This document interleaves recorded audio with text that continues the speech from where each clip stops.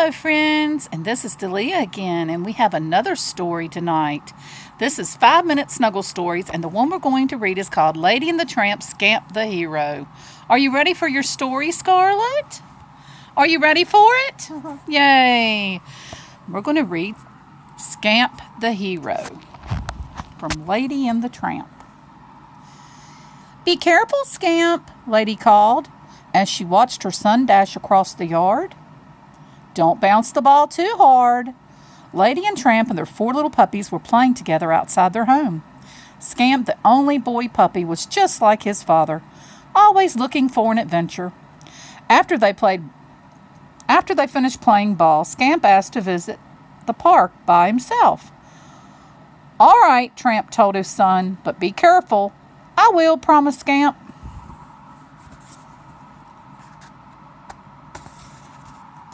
Scamp pounded out past the fence and onto the sidewalk. There was so much to see beyond his yard. He stopped to watch cars that were honking and beeping at each other. He thought about chasing them, but he remembered his promise to his father. Scamp was determined to not get into any trouble. But it wasn't long before trouble found him. Scamp passed an alley where a pack of old big dogs were snarling at a little white poodle. The frightened little puppy was backed up against a fence, and she couldn't escape. "Stay away from me," the little poodle barked. Scamp knew he had to help. He certainly couldn't fight the other dogs, but how else could he scare them away? Oh, they were being mean to the little poodle. Was that mean? That's being a bully, isn't it? Not being nice. Look at the poor little poodle. Then Scamp had an idea. He carefully crept behind a trash can and pushed it over. Clang, clunk, crash. The noise frightened the big dogs and they ran away. His trick had worked. Unfortunately, he also made a big mess. Garbage was everywhere. But Scamp was more worried about the little fluffy white poodle. "Don't be frightened," he told her. "I'm friendly."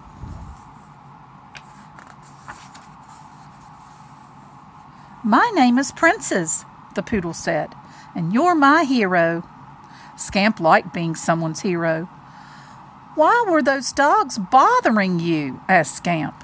"Because they wanted this," said Princess, and she pulled something out from behind a box.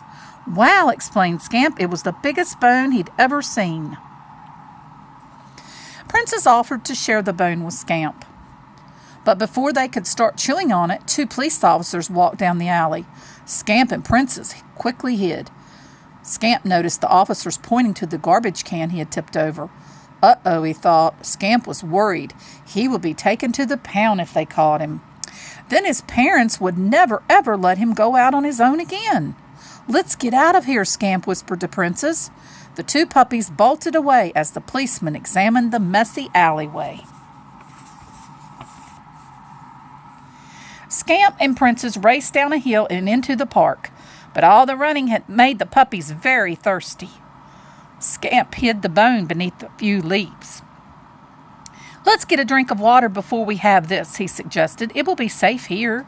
But when they got back, Scamp saw that a gardener had raked the bone into a pile of leaves. Scamp sprang into action. He dove straight into the leaves to get the bone back. "Hey, stop that!" yelled the gardener. Before the gardener could catch him, Scamp grabbed the bone, and he and Princess ran away once again, scattering leaves everywhere. Scamp sure was getting into a lot of trouble. He had to have that bone, didn't he? They hid the bone in the leaves. Uh-oh. Look. Just then, Princess spotted a stern-looking police dog. He seemed to be looking for something. "Maybe he's looking for us because of the trouble I've caused," Scamp wondered. Worried, he thought about running away again, but Scamp remembered his promise to his parents. He knew what he had to do. Scamp bravely stepped toward the police dog, carrying the giant bone. "What's going on here?" the police dog barked. "I made the mess in the alleyway and scattered the gardener's pile of leaves," Scamp said. But the police dog wasn't listening to Scamp. He was inspecting every inch of Princess's bone. "Yes, I think this is it," he announced. "What?" Scamp said. "Let me explain," said the police dog. Last night there was a robbery at the museum. What did the thief take? Asked Scamp. A giant bone from our dinosaur skeleton, answered the police dog. He looked seriously at Scamp and Princess. That bone was exactly like this one. Where did you get it? Well, I didn't steal it, Princess explained. I found it in an alley. Maybe the real thief hid the bone there, suggested Scamp. The police dog thought Scamp might be right. Come with me, he said. Meanwhile, Lady and the Tramp were out looking for Scamp. He had been gone a long time, and they couldn't find him anywhere. They searched the park, but Scamp wasn't there. Then they went to the pond where Scamp loved to chase the ducks, but Scamp wasn't there. They even went to Tony's restaurant, but Scamp wasn't there either. Lady and Tramp were starting to get very worried. Finally, as they were walking along Main Street, they heard someone shout, "Scamp, look over here!" Tramp froze in his tracks. He saw a crowd of excited people at the museum down the street. The pair ran inside, hoping to find their son. Lady and the Tramp saw Scamp right away. Photographers were taking their pictures of them and a white little puppy. "What's going on here?" Tramp asked Lady. "I don't know," Lady replied, "but I'm just happy that Scamp's okay, and he's all right." When Scamp noticed his parents, he and Princess ran over to them. "I'm sorry I didn't come right home and right away and straight home," Scamp told him. "But we had to help solve the police. We had to help the police solve a mystery and a robbery. Your son's a hero," said Princess. Tramp grinned. "That's my boy. Princess was the one who found the stolen bone," Scamp said. He wasn't used to so much attention. Aww. The director of the museum cleared his throat to make an announcement.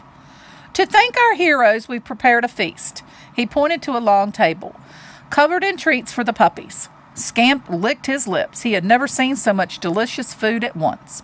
And there were stacks of bones for him and Princess to enjoy, even if they weren't from a dinosaur. Look! They got to enjoy all of that. Yay!